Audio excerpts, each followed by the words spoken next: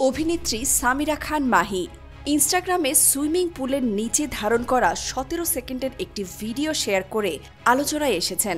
ক্যাপশনে তিনি লিখেছেন, একটা পারফেক্ট শটের জন্য কতবার শ্বাস বন্ধ করে রেখেছি জানো, যা দেখে ভক্তরা তার পরিশ্রমের প্রশংসা করেছেন।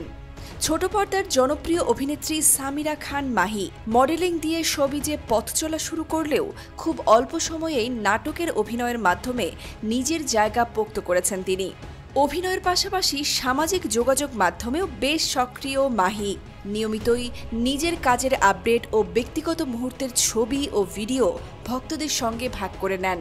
সম্প্রতি ইনস্টাগ্রামে একটি রোমাঞ্চকর ভিডিও শেয়ার করে নতুন করে আলোচনায় এসেছেন তিনি। ১৭ সেকেন্ডের সেই ভিডিওটি ধারণ করা হয়েছে সুইমিং পুলের নিচে।